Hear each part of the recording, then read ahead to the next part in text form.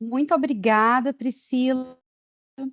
E, bem, vocês conseguem ver a apresentação? Tá em tela cheia para todo mundo? Ótimo. É, é, então, seguindo, não é, aquela sequência de apresentações que nós fizemos ao longo do semestre, né, e compartilhamos, na verdade, ao longo do semestre. Eu trouxe aqui a última apresentação, né, Rosa, dos livros que foram programados no trabalho ao longo desse período, e pensei em trazer para vocês também um formato, já que nós falamos um pouco não é, de mudança de formato, numa proposta um pouco mais voltada para uma comunicação. Não é exatamente uma comunicação, eu quero fazer uma certa apresentação, uma introdução, até porque não é um autor assim tão conhecido, pelo menos não nos dias de hoje, apesar de ter sido um autor muitíssimo conhecido no seu tempo, mas eu quero dividir com vocês algumas ideias no formato mais de comunicação, para que nós possamos ver a obra e também alguma teoria sobre teoria literária associada, não é?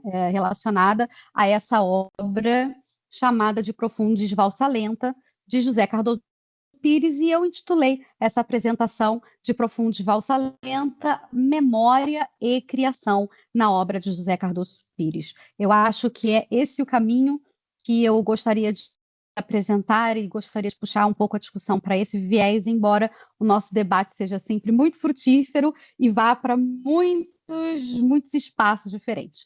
Mas como uma linha, né, de orientação, a partir dessa ideia de memória e criação. Muito rapidamente, eu quero apresentar o Cardoso Pires, que era um autor, como eu disse, não é muito conhecido no seu tempo.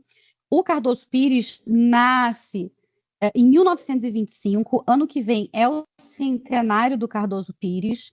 Eu saí da tela cheia porque quando eu avanço, some a imagem do Teams. Ai, que coisa chata.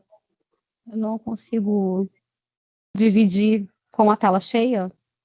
Mas olha, Ou a eu, gente eu está só estou vendo sendo bem, mesmo? está vendo É bem. que eu não vejo vocês. Eu não faço a menor ideia do Não, que está nós acontecendo estamos vendo aí. bem se não for tela cheia, se você precisar. Ah, sim, a tela cheia? Ok. Então, É, dá para ver, né, gente? sim, gente. Se não É ruim não incomodar, ter se não for um interrupção. problema,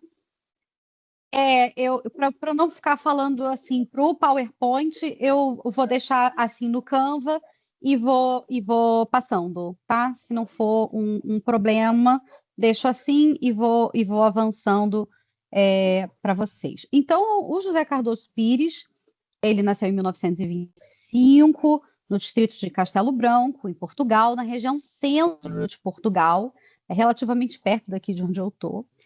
Mas foi muito novo para Lisboa. Lisboa, que foi a cidade que ele escolheu para viver e para a qual declarou o seu amor, não é? Tanto que a última obra que o autor escreve não é a de Profundo de Valsa Lenta, é um livro chamado Lisboa, livro de bordo. Eu tenho aqui muita coisa empilhada aqui do lado. É o Lisboa, livro de bordo. Esse livro, em 1997, concorreu, foi apresentado na Feira de Frankfurt, na Feira do Livro de Frankfurt, e era um grande acontecimento. Ele começa a publicar em 46, dispersos, contos, crônicas, não é, em revistas, mas só publica o seu primeiro livro em 1949. E esse primeiro livro que ele publica é uma coletânea de contos chamada Os Caminheiros e Outros Contos, muito inspirada na época por aquela estética do realismo socialista soviético. Não sei se vocês estão lembrados, existem aquele livro muito famoso do Maxim Gorky, que é Os Vagabundos. E esse é Os Caminheiros. São são personagens muito parecidas. Existe ali uma influência muito clara, uma relação muito próxima do tipo de personagem, essas andanças dessas figuras, de alguma forma aliadas, não é, de uma sociedade um pouco mais, mais estrita, não é? Mas, em 1952, publica uma outra coletânea de contos chamada Histórias de Amor, que foi censurada. Esse livro sofre a censura da PIDE, para quem não ouviu falar, na PIDE, era a polícia censora do Estado Novo, antes do regime democrático, né, redemocratização de Portugal, antes do 25 de abril. No regime não democrático, havia a polícia que fazia a censura das obras, e esse livro, Histórias de Amor, foi censurado. Não porque ele fizesse nenhum tipo de apologia a outro regime político ou qualquer coisa assim, mas porque ele era considerado imoral. Havia ali cenas que sugeriam uma relação sexual entre dois jovens, uma descrição um pouco mais úmida de um beijo, é literalmente isso. Beijo é dito como um beijo com língua, e isso era inaceitável, né? Então o livro foi censurado, alguns contos do livro eram de se proibir para cortar completamente, e outros teriam que ser assim mutilados, não é? Algumas partes teriam que sair. Então o autor decide, bem, esquece, decide não, né? A polícia decide por ele, manda retirar tudo das prateleiras, recolher, não é para publicar, é muito difícil, muito raro conseguir encontrar um original do História de Amor, mas ele, em 1963, publica uma versão adaptada, que é Os Jogos de Azar, com alguns contos que tinham passado pela censura, acrescenta outros, isso vai mudar e publica em 63, essa nova coletânea. Mas o seu primeiro romance é de 1958, se chama O Anjo Corado, e é uma história. Esse aqui eu tenho, por acaso, eu tenho. Eu sou uma pessoa que gosta de livros velhos, então, e de ter os originais. Então, é, esse Anjo Ancorado, essa edição original de 1952, de 1958, desculpa, esse livro é o primeiro romance que o autor publica, embora já tivesse escrito outros romances. Mas a grande fase de produção desse autor vai dos anos 60 aos anos 80, se nós pudermos dizer assim. Os anos 60 e os anos. Ai, meu Deus, saiu? Vocês estão vendo? Os anos 60, os anos 70 e os anos 80. Nesse período, o Cardoso Pires realmente publicou muita coisa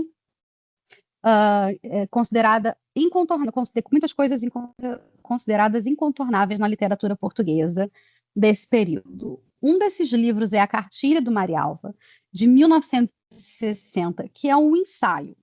E é um ensaio sobre o machismo e o ruralismo da burguesia portuguesa. É um texto super crítico, irônico, de uma figura que o Eduardo Lourenço depois vai falar num texto seu sobre os resultados do 25 de abril, um ano depois.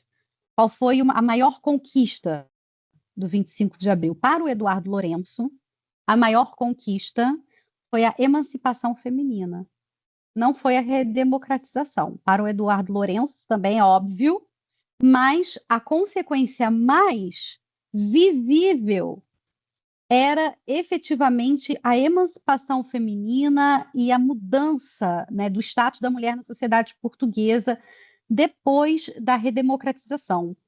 E isso tem que ver com a queda, palavras do Eduardo Lourenço, do macho ibérico. A desconstrução do perfil do macho ibérico é esse o termo que o Eduardo Lourenço usa.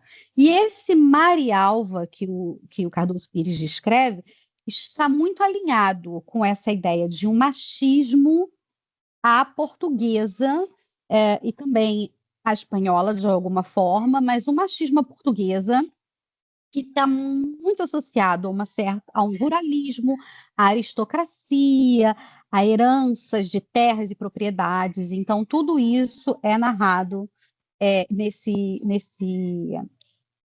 Oh, meu Deus, o meu cão está maluco porque o meu namorado chegou em casa. Então, É assim, a vida da pessoa que está em videochamada. E ele faz essa descrição desse perfil, né, desse macho ibérico, no que isso consistiria, e uma crítica muito dura, que desenvolve não só através de ensaios, mas também através da literatura. E um dos livros em que ele mais destaca isso é o livro O Delfim, de 1968. A personagem principal é um Marialva sem tirar nem pôr. Então ele faz, nas palavras do Saramago, o percurso dessa personagem. José Cardoso Pires faz o percurso dessa personagem chamada Marialva. Depois, em 70 e 80, ele vai publicar vários textos muito importantes no ponto de vista político, dentre eles essa maravilha chamada Dinossauro Excelentíssimo, que é publicado em 72, antes da Revolução, mas que é uma crítica direta, não só ao regime, mas à figura do Salazar. O Dinossauro Excelentíssimo é ninguém mais, ninguém menos do que o Salazar. E ele, essa versão, que é um livro ilustrado, tem aqui, tentar abrir aqui uma parte boa aqui, uma imagem, uma ilustração boa, em que o excelentíssimo Dr. Dinossauros está aqui né, desse lugar intocável. Então, é uma crítica direta e muito ousada ao Salazar, mas já nos últimos anos do Estado Novo. E também outras obras, como E Agora José, de 77, uma coletânea de ensaios em que ele reflete sobre a sua própria obra, A Balada da Praia dos Cães, de 82, que é um romance que depois foi adaptado para o cinema, e uma coisa muito interessante sobre A Balada da Praia dos Cães, que foi um romance premiado e ganhou o prêmio da Associação Portuguesa de Escritores de 1982, vencendo ninguém mais, ninguém menos do que José Saramago com o Memorial do Convento. Venceu por unanimidade. José Cardoso Pires teve, no ano de 82, a atribuição do prêmio de melhor escritor com o melhor livro lançado no ano de 1982, sendo que o outro livro, entre outros livros, um deles que concorria era o Memorial do Convento. E o júri, por unanimidade, atribuiu o prêmio à Balada da Praia dos Cães. E nós conhecemos o Memorial do Convento, mas não conhecemos a Balada da Praia dos Cães. Bem, depois temos uma outra fase, aqui uma fase um pouco mais triste, não é? Se assim podemos dizer, que é justamente a fase em que acontece o trágico ano de 1995, em que o Zé Cardoso Pires sofre um acidente vascular cerebral, ele perde a memória, e esse AVC faz com que ele perca também algumas capacidades linguísticas, tenha dificuldade de se comunicar, não consegue escrever torna-se muito difícil, e depois de passar desse episódio, ele resolve escrever um livro sobre isso, que é esse livro sobre o qual nós vamos conversar, que é o De Profundo, de Valsa Lenta, lançado em 77. Cardoso Pires morre em 26 de outubro de 1998, dias depois da atribuição do Prêmio Nobel a José Saramago. Havia uma grande, na altura, isso é uma grande querela da literatura portuguesa, né, daquelas intrigas, né, fofoquinhas, backstage, que o José Cardoso Pires e o José Saramago eram os mais cotados para o Nobel, porque havia um interesse em se atribuir o Nobel de Literatura para um autor de língua portuguesa naquele ano. Houve gente da Academia Sueca que veio a Portugal para ler quais eram os autores mais significantes daquele período, significativos daquele período.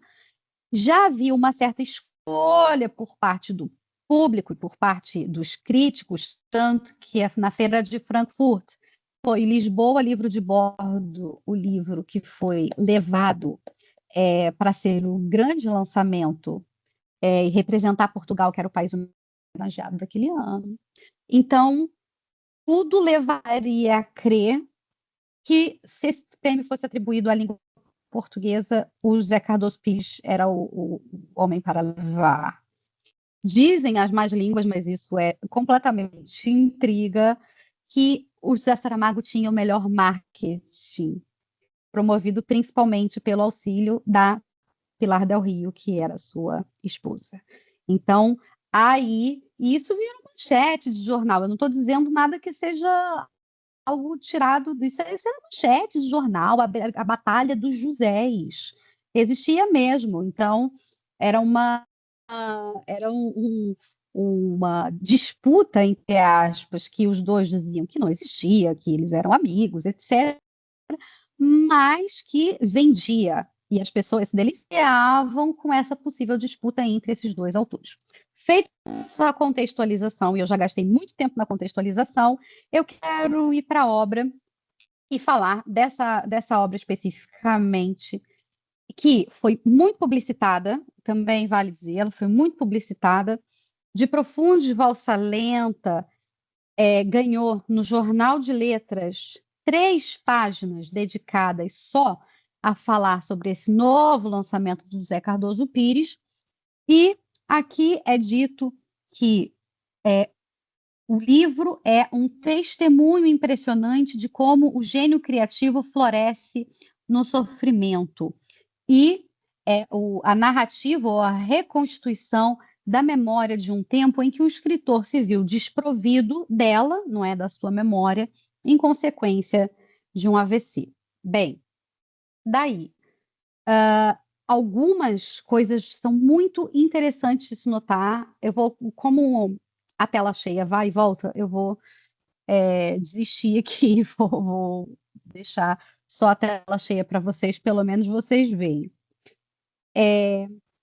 A Crônica da Morte Branca, ou também, como chamada pelo autor, a Memória de uma Desmemória, ele diz no pós-fácio do livro que pensou em chamar esse livro de Memória de uma Desmemória porque seria um exibicionismo fácil, seria uma forma de vender, mas que ele, pelo bom gosto, preferiu que não. Esse livro, quando nós tentamos enquadrar num gênero narrativo, existem algumas hipóteses. Se nós utilizarmos, por exemplo, a definição de autobiografia, e aqui novamente eu me valho do Dicionário de Estudos Narrativos, na definição de autobiografia, nós lemos algumas possibilidades de entendimento. A primeira, autobiografia como uma narrativa retrospectiva em prosa que uma pessoa real faz da sua própria existência, quando coloca a tônica na sua vida individual. Essa é a definição de Lejeune. Então, é uma narrativa retrospectiva que uma pessoa real faz da sua própria existência. Essa ideia de narrativa retrospectiva para o nosso livro funciona, porque nós temos uma obra escrita em 97 sobre um evento que aconteceu em 95. Então, nesse ponto, parece casar. E sobre a própria existência, sim, já vamos falar disso, mas é o José Cardoso Pires falando sobre uma experiência que viveu. Então, basicamente, não é? Nós temos na narrativa autobiográfica, a existência de um pacto de referencialidade que remete para um percurso biográfico, percurso esse que, em princípio, é factual e historicamente verificável. O que isso quer dizer? E nessa narrativa autobiográfica, não é só uma pessoa contar a história de si. Para um texto ser considerado autobiográfico, é preciso, na verdade, haver outros documentos e outras pessoas, outras testemunhas que corroborem aquela narrativa. Aqui, no caso do Cardoso Pires, nós temos o caso da sua esposa Edith, que é a grande responsável por confirmar muito daquilo que ele narra, porque ela estava com ele e ela diz, não, realmente ele disse isso, não é? Então, nós temos aí uma figura, não é uma figura de fora, que consegue confirmar esse evento narrado. Existe um livro muito bom, que eu acho que eu já falei sobre ele aqui nos nossos debates, que é o da Elizabeth Deeds Earmart, chamado Realismo e Consenso, em inglês, Realism and Consensus, que fala justamente sobre isso. A ideia de realismo tem a ver com uma ideia de consenso. Não adianta eu ter essa caneta aqui na minha frente, eu olho para cá, eu vejo uma caneta. Se todos vocês disserem que não tem caneta nenhuma na minha mão, isso para as pessoas ou para quem nos ouve vai parecer, não, a realidade é que não há caneta. A ideia da existência da caneta é a percepção de uma minoria, de uma pessoa só. Então, é preciso que haja um consenso. Eu digo, eu estou com uma caneta na mão. Priscila, você vê uma caneta? Sim, eu vejo a caneta. Então, a partir daí, nós temos alguma coisa que é verificável. É nesse sentido que os dados de uma autobiografia entram por esse caminho daquilo que seria historicamente verificável. Também uma descrição bastante quadradinha, mas que nos serve como linha de orientação. Finalmente, nós temos a ideia de que autor, narrador e personagem são a mesma pessoa. Pronto. Isso resolve muitos problemas dentro da autobiografia. Não gera confusão. Quando eu leio um livro do José Cardoso Pires, em que a personagem se chama Tomás Manuel, eu sei que esse livro não é sobre o José Cardoso Pires. Existe, nesse livro em que a personagem é Tomás Manuel, um narrador que não tem nome, que diz que escreveu O Anjo Ancorado. E aí eu tenho um jogo, será que narrador e autor se confundem? É possível brincar com isso dentro da literatura, é possível brincar com essas figuras do discurso. Mas, no caso da autobiografia, já se parte do princípio que autor, narrador e personagem são a mesma pessoa, uma narrativa em primeira pessoa, que se refere a uma pessoa do mundo empírico. E se nós pensarmos no mundo empírico a partir da definição, não sei se já ouviram falar da teoria dos mundos possíveis, do David Lewis, ele diz que mundo empírico, ou seja, o mundo real, é aquele que o leitor compartilha com o autor. Então, eu, leitor, estou aqui com o meu livrinho na mão. Aquele livrinho contém uma história. E aquela história contém um mundo, um universo. Quando as pessoas dizem, por exemplo, o universo do Harry Potter, o universo contém um mundo possível ali. Mas o mundo que eu chamo de empírico, de acordo com o David Lewis, o actual world, é aquele em que leitor e autor conseguem estar no mesmo lugar. Eu posso encontrar com aquela figura. Nós temos isso em comum. Essa é a definição do David Lewis. Há muitas outras, mas o que mais importa aqui é pensar que nessas definições de autobiografia, nós temos a noção de narrativa como retrospectiva da própria existência. E mais, um exercício de memória, porque é lembrar da sua existência, o que aconteceu em vários momentos da sua vida. Bem, e aí vem a grande questão que eu acho que essa obra coloca. E todas essas questões que eu coloco aqui são para o nosso debate posterior. Se não há memória, nós falamos da retrospectiva de uma existência?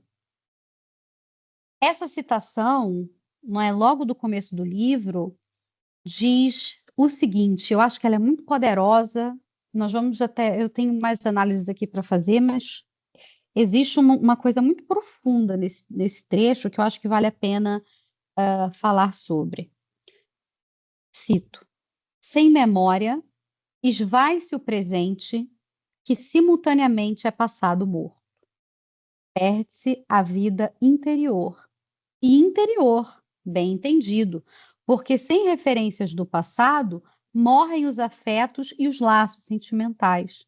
E a noção do tempo que relaciona as imagens do passado e que lhes dá luz, e o tom que as datam e que as tornam significantes, também isso. Verdade. Também isso se perde porque a memória, aprendi por mim, é indispensável para que o tempo não só possa ser medido, como sentido. Assim, haver o meu outro eu a pentear-se com uma escova de dentes num quarto de hospital, conforme me contaram depois, pergunto-me quantas vezes lhe aconteceu aquilo. E logo de instante vejo uma enfermeira aparecer-lhe por trás e a trocar-lhe a escova pelo pente, sem um comentário, sem uma palavra sequer, pura e simplesmente na prática de quem executa uma rotina. Será sempre este jogo? Pergunto. Bem, o que o José Cardoso Pires nos coloca aqui é que a partir do momento em que ele perde a memória, ele perde não só a sua vida anterior, mas a ideia da sua vida interior. A sua identidade se desfaz. Quais são as suas relações com o outro? Quais são as suas relações com o mundo? Ele perde sequer a noção completa da relação com os objetos. A escova de dentes serve para pentear o cabelo, porque tudo isso ficou para trás, tudo isso foi perdido, apagado. E é nesse movimento, né, muito intenso de perda de si que ele começa a fazer a narrativa da sua autobiografia. Mas vem um problema. A narrativa da existência de quem? Se eu não me reconheço, aquela figura que se penteia com a escova de dentes, sou eu ou é um outro? É uma parte de mim que eu não reconheço. Se eu não reconheço essa parte de mim, sou eu ainda? Então, todos esses problemas aparecem aqui e aparecem até de forma discursivamente explicada. Há recursos discursivos que são utilizados para relatar a memória do eu e do outro. Quando nós pensamos na narração ulterior, e a narração ulterior é aquela que acontece, não é? Depois do fim da ação. Ação encerrada, eu começo a narrar. Melhor exemplo da face da Terra, Memórias Póstumas de Brás Cubas. Eu só posso ter a narração das memórias da minha vida depois de morto. É só assim que é possível narrar completamente a minha existência. Então, é a narração ulterior da história da minha vida. Eu tenho a visão completa daquilo que ficou para trás. Mas o nosso narrador, que faz essa narração ulterior, usa a primeira pessoa, e eu acho que isso é um ponto muito interessante. Ele usa a primeira pessoa para falar dos momentos em que tem consciência, mas quando fala daqueles momentos em que ele estava sem noção de tempo, de espaço, de nada, ele usa a terceira pessoa. Então, por exemplo, aqui ele faz uma análise, não é? E depois diz: verdade, isso também se perde porque a memória aprendi por mim, eu aprendi, é indispensável para que o tempo não só possa ser medido, como sentido. Assim, haver o meu outro a pentear-se com uma escova de dente, o meu outro se penteia. Não sou eu. Eu nunca faria isso. Eu não me reconheço nessa pessoa. O outro fez. Conforme me contaram depois, e aqui tem um outro elemento, temos aqui uma anacronia. Ele já vai adiantando algumas coisas, algumas informações que não estão exatamente seguidas na cronologia, mas que são relevantes, né, para essa construção de um texto que é, sim, cronologicamente organizado. E ele pergunto-me, eu me pergunto, quantas vezes lhe aconteceu aquilo? Eu me pergunto quantas vezes aconteceu aquilo a ele. Não é quantas vezes me aconteceu aquilo. Não é quantas vezes isso foi feito comigo. Quantas vezes isso foi feito com ele. E, finalmente, há também uma mudança de focalização muito interessante, que quando ele pensa quantas vezes lhe aconteceu aquilo, logo de instante vejo eu uma enfermeira a aparecer-lhe por trás e a trocar-lhe a escova pelo pente. Nessa imaginação, e aqui não é o relato de uma memória, isso aqui é um relato hipotético, o nosso narrador, revivendo essas memórias, se retira da sua posição privilegiada, não é, de um narrador ulterior, e se coloca naquele espaço onde ele vê ele mesmo como uma terceira pessoa e vê a enfermeira, eu vejo a enfermeira a aparecer-lhe por trás e a trocar-lhe a escova pelo pente. Muda a focalização, criando esses efeitos de alternância entre o eu e o outro. Bem,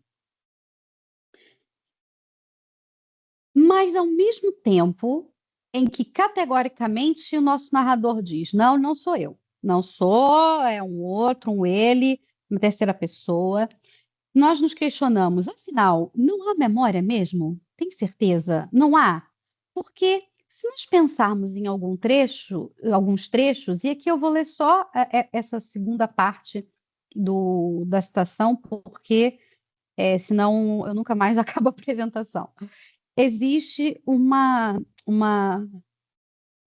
segmento em que ele diz: de qualquer maneira, ele estava imóvel e a sorrir, imagine-se. Assim o viam os dois doentes com quem ele ia ficar. E assim o estou eu a descrever, passados 2 anos sobre essa hora. Branco, branco, em luz gelada e com a mulher à cabeceira a segurar-lhe a mão, preso a ela, mas todo voltado para a distância. Ora, ora, ele, nesse segmento, narra o seu internamento, lembra das luzes do hospital, que nós já sabemos é branca, crônica da morte branca, a luz branca, uma branquidão, certo, ele lembra das luzes, ele lembra da companhia da mulher, ele lembra dos colegas de quarto, ora, não é dele? Ou o autor não admite como sua a memória de um momento em que não se reconhecia? É possível, e essa é uma outra questão muito interessante, é possível separar a história de vida de uma mesma pessoa, de um mesmo sujeito, vamos colocar assim, o mesmo CPF, não é? No caso português, o NIF, do mesmo número de identificação fiscal. É possível separar a história de vida de uma mesma pessoa em fragmentos diferentes?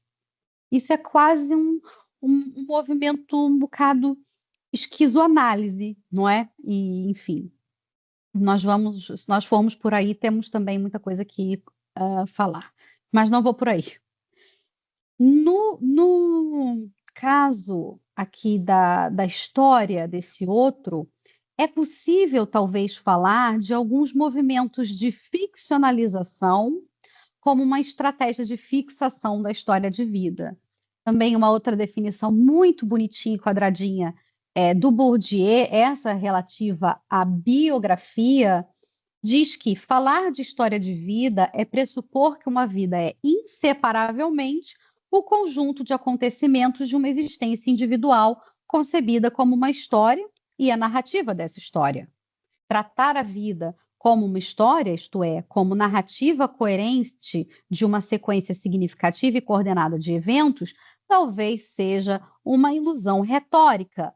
Há uma representação comum da existência que toda uma tradição literária não deixou e não deixa de reforçar. Aqui, o que o Bourdieu fala, não é, sobre a biografia, é, de alguma forma, aquilo que nós muitas vezes nos estudos narrativos chamamos de um movimento de narrativização. Nós criamos uma certa ordenação, uma certa coerência a partir da recolha de eventos que muitas vezes não têm relação, mas conseguimos elaborar um encaixe e aquilo vira uma história. Para mim, um exemplo muito bom disso é o sonho. Quando nós tentamos contar um sonho, é impossível que aquela maluquice que nós, né, que acontece na nossa cabeça durante a noite tenha uma ordenação. E acho que toda a gente já viveu essa experiência, que o sonho é todo segmentado, aquilo é completamente fragmentado, e quando nós tentamos contar para alguém, olha que sonho louco que eu tive, nós temos que criar uma organização falsa para aqueles eventos. Nós temos que criar uma cronologia, nós temos que criar relações de causa e consequência, senão nós não conseguimos sequer narrar. É impossível narrar se nós não organizarmos aquilo minimamente, né? E o Bourdieu fala exatamente dessa ideia de criar uma sequência significativa e coordenada de eventos para falar de uma fixação de uma história de vida como uma ilusão retórica. Bem, não é preciso ir muito longe para ver que nesse livro existe uma componente muito forte de relação entre aquilo que é a ficcionalização e aquilo que é a memória.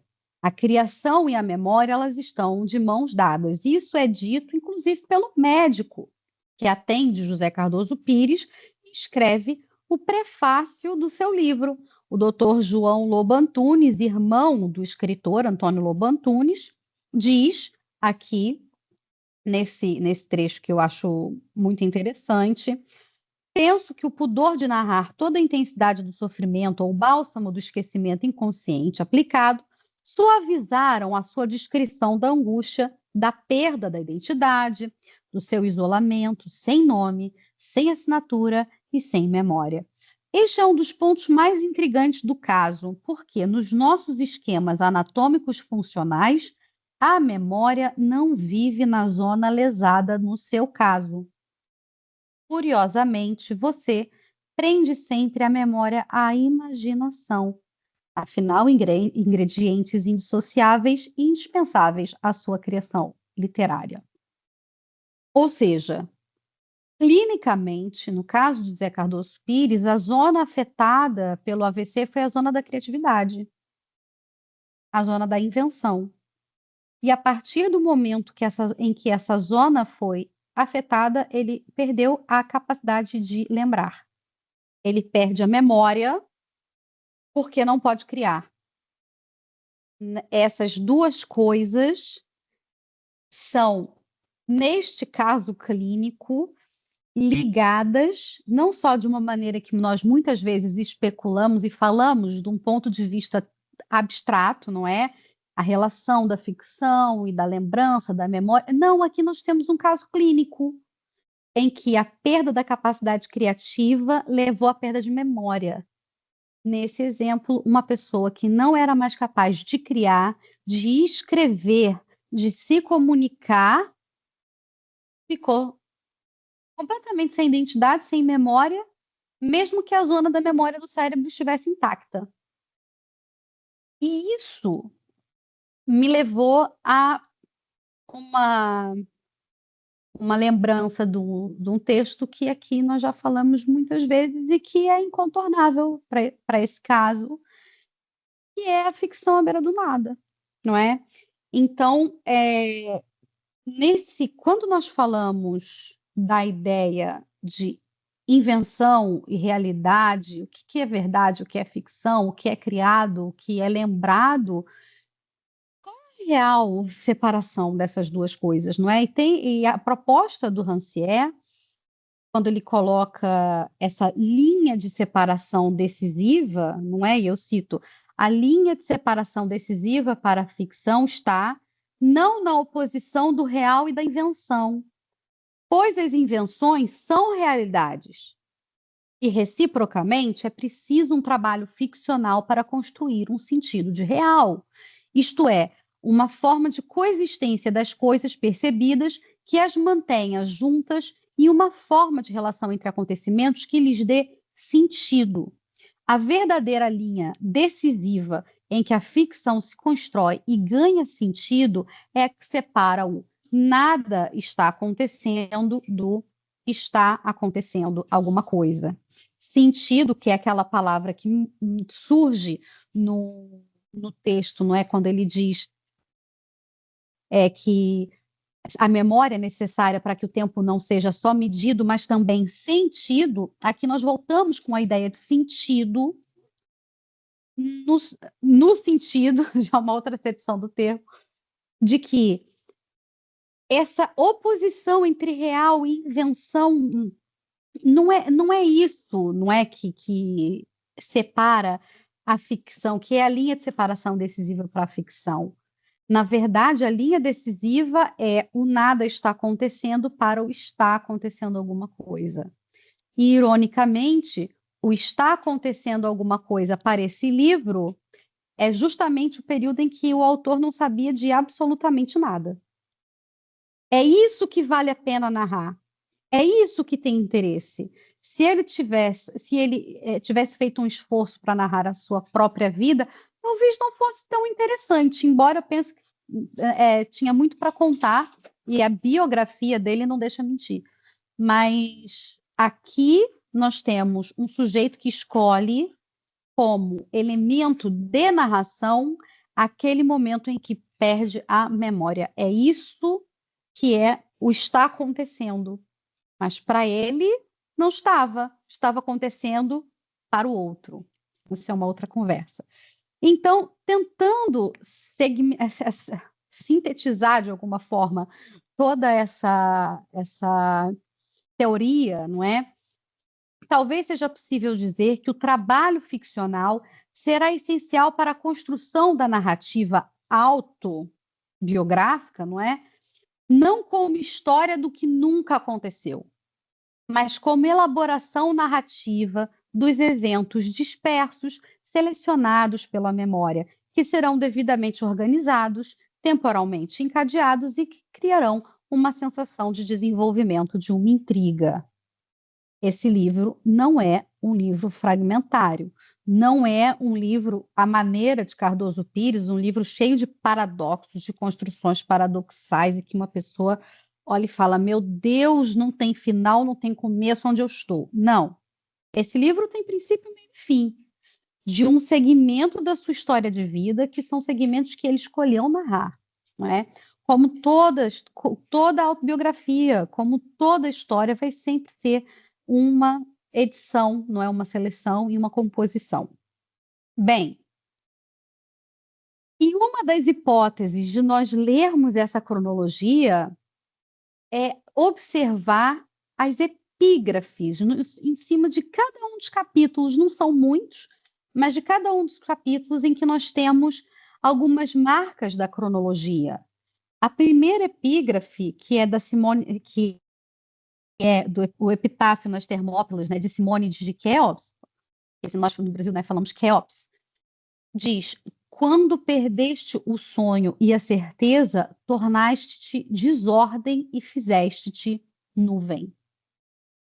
Uma síntese do momento em que ele perde a noção de tudo. Acontece o acidente, perdeu o sonho e a certeza, tornou-se desordem, fez-se nuvem.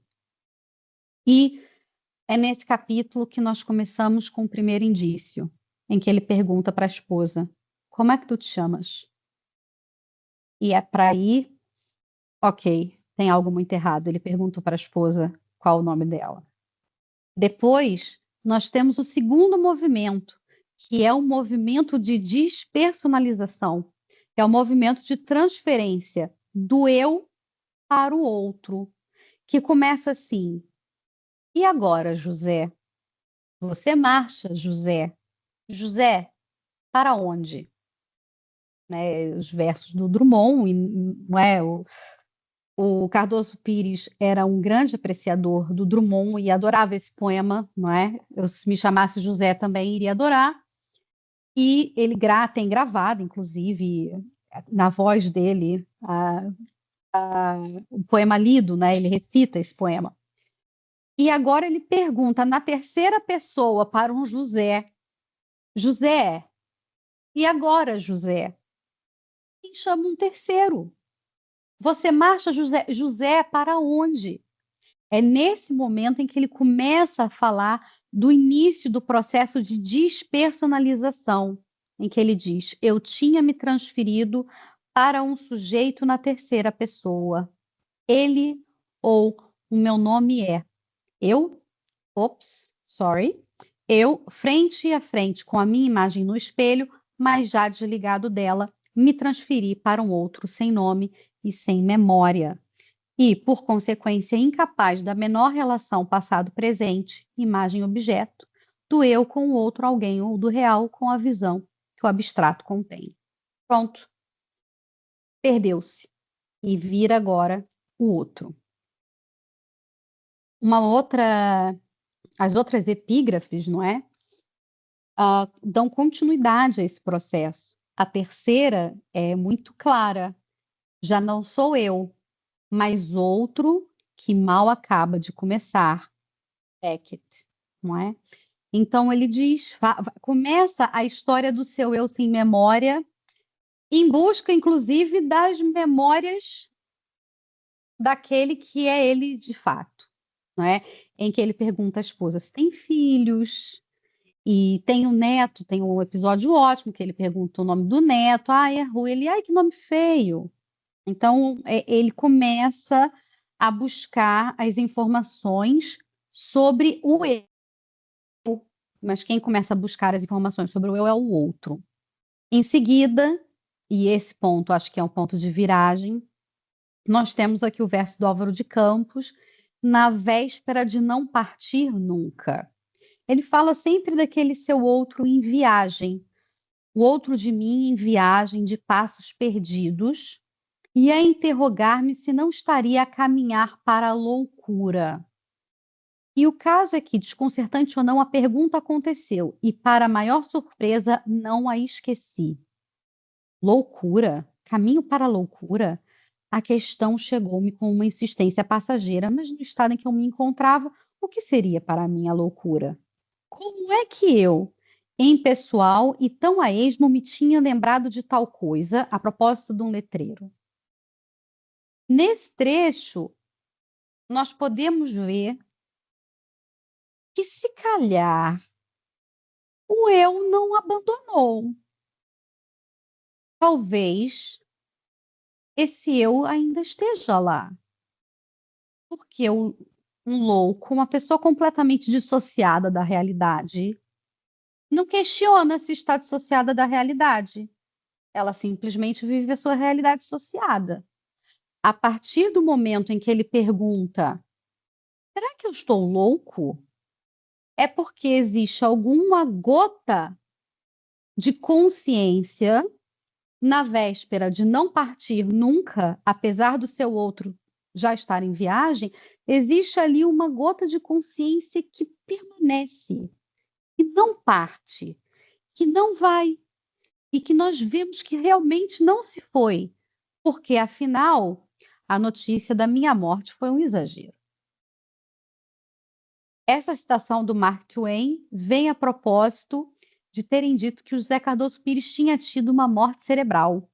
E isso foi publicado nos jornais, as filhas ficaram desesperadas, uma coisa. Ai, José Cardoso Pires, escritor, teve morte cerebral.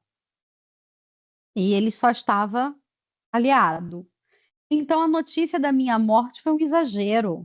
Até porque, é o que é explicado no capítulo, certa manhã acordo em claridade aberta, com gargalhadas a crepitarem à minha volta, e de um momento para o outro o sentido de presença. E eu, no meio de tanto riso, descobri sem espanto, sem assombro, custa crer, que acabara de me libertar de uma doença mais que maldita, de uma cegueira ou de um apagamento por onde andara, sem norte, sem dias, e que numa viragem sem aviso, pessoas e luz, palavras e matéria, tudo tinha voltado à realidade. Então, existe todo esse percurso da perda, o acidente, a despersonalização, o outro em busca do eu, e depois simplesmente o acordar e tudo ter voltado ao normal, o que também não tem explicação, assim como o acidente não teve explicação, a cura também não teve explicação, e fica por isso mesmo, o milagre, ou as maravilhas da medicina, não se sabe, mas aconteceu. E nos 2 capítulos seguintes ele fala sobre o movimento de escrita dessa história, tanto no capítulo 6º, quando ele deixa o hospital e fala, usa esse verso muito bonito, não é? Para que o assombro da doença dure sempre em coisa da memória, te mudei. É quando ele começa a falar sobre o registro, ele já saindo do hospital, vai falar sobre o registro dessas memórias, que finalmente ele vai encerrar, botar ali o ponto final e despachar 2 anos depois. E fecha com o verso do Alberto Helder: sai depressa, depressa, já quase morrem esta noite os ecos. Chega de ecos, não é? Já foram 2 anos desses ecos, desse evento repercutindo e escrevendo sobre isso, e pronto, agora já acabou. Sai depressa, já dou por encerrada a minha viagem à desmemória, a que ele chama. Dou encerrada para sempre a minha viagem à desmemória. Bem, essa é uma leitura da obra. Dentro da obra, enfim, comecei com alguma teoria, mas só para que nós não nos fiquemos. Eu sei que eu já vou, se calhar, demorei um pouco, para que nós não fiquemos só na obra, eu gostava de mostrar para vocês um pouco de repercussões que essa obra teve. E uma delas é um filme, a adaptação desse filme, desse livro, desculpa, de 2023, que se chama Sombras Brancas, e que eu queria mostrar para vocês o trailer. Por favor, me deem um like assim, se o som estiver normal.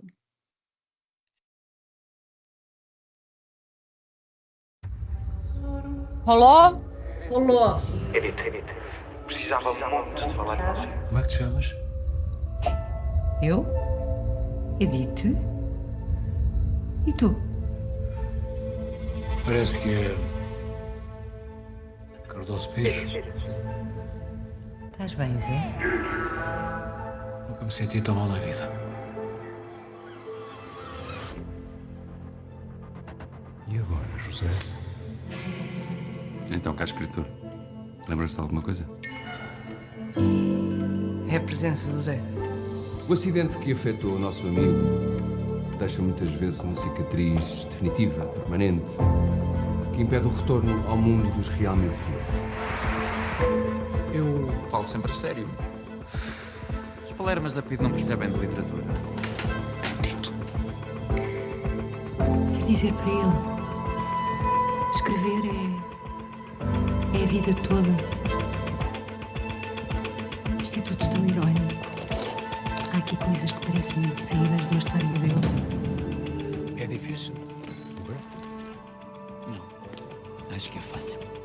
A sua literatura é excelente, mas as situações descritas são péssimas.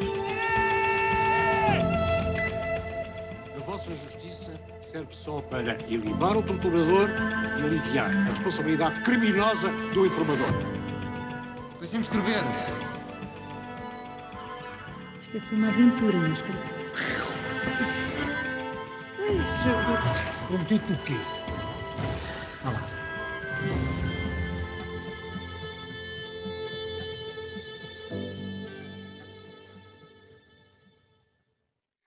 Esse filme, não é que foi lançado, como eu disse, né, em 2023, e foi muito interessante ver essa obra. Como talvez vocês tenham percebido, ele não é exatamente fiel à narrativa daquilo que acontece só no hospital, não é? Que é o que o livro conta. É uma adaptação que envolve muito mais, que envolve, inclusive, vou colocar aqui agora, vou até tirar o som só para mostrar algumas imagens.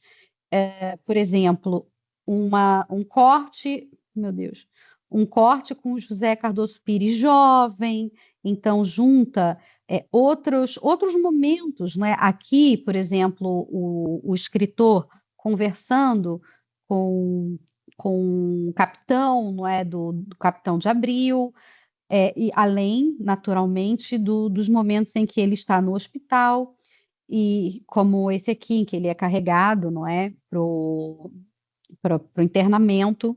Mas existe nesse filme, eu acho que é uma coisa interessante de se falar, porque a adaptação é sempre um tema que desperta, não é, interesse para nós que falamos do narrador nas fronteiras do relato. E existe aqui uma coisa muito interessante na adaptação, que nós podemos, de alguma maneira, tentar até encontrar no filme, falando do filme, um certo grau de fidelidade maior ou menor em relação ao relato do livro, não é?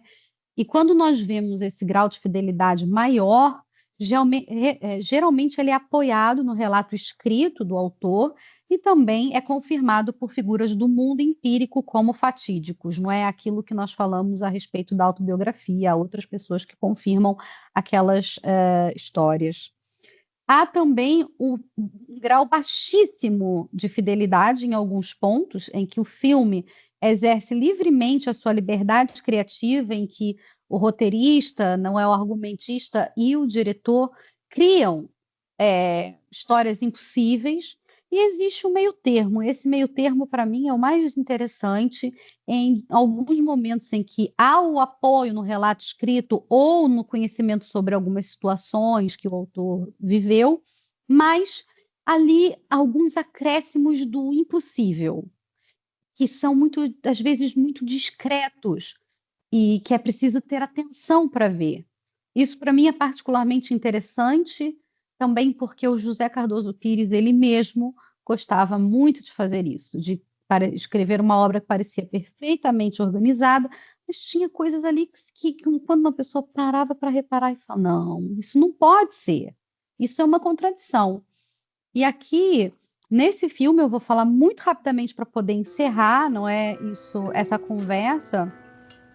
Nós temos essa cena que é justamente aquela em que ele pergunta para a esposa como ela se chama, não é? Então, nesse momento, eles tentam reproduzir com alguma fidelidade o relato que está presente no livro, não é? E aparece aqui a reprodução imagética ou a tentativa de transposição e recriação. Acordei esquisito. Acordei esquisito. É da chuva. E o momento fatídico.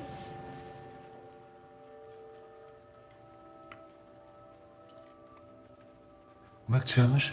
Como é que te chamas? Eu? Edith? E tu? É a reprodução perfeita daquilo que é narrado no livro, não é? Existem outros momentos que não têm absolutamente ligação nenhuma, nem com o livro, nem com a vida do autor. Esse é um exemplo que é preciso explicar, mas que eu vou até dar um pause aqui, que é um encontro do José Cardoso Pires com o escritor Alves Redol. O Alves Redol foi o pioneiro do movimento neorrealista, né, em Portugal, e no ano em que o José Cardoso Pires tem o AVC, o Redol já estava morto.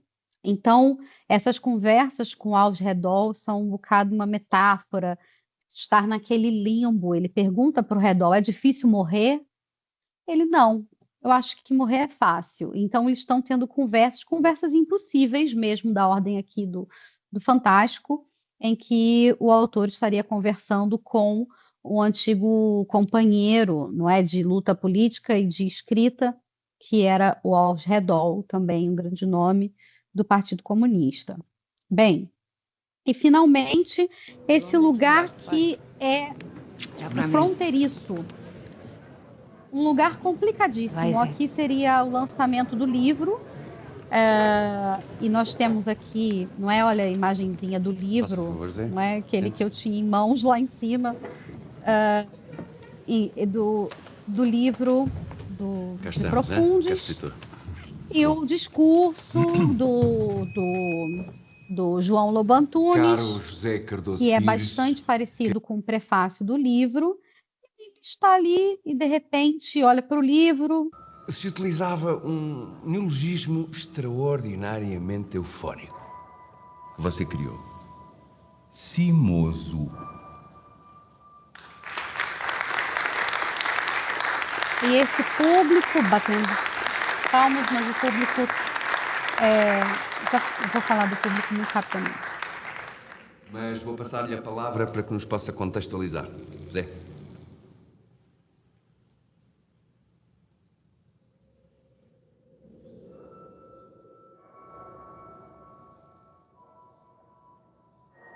Cimoso. Ele.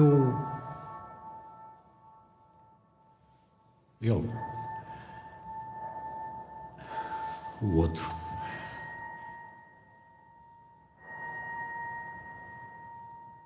E agora, José?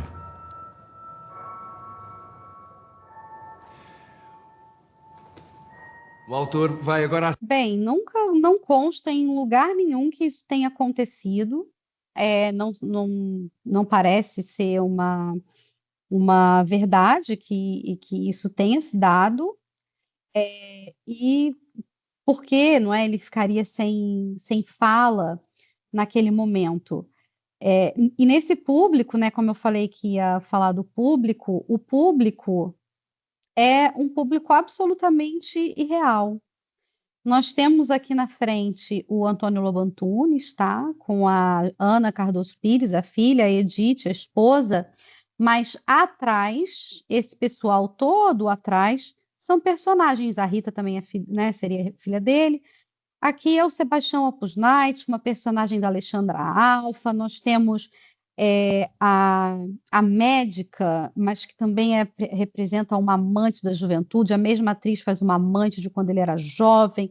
Tio Gaspardo, Delfim e outras personagens que estão ali atrás. Várias personagens, além dos Capitães de Abril, que também não faz sentido de estarem ali. Então, aqui nós vemos essa narrativa, como ele dizia, no gume da faca.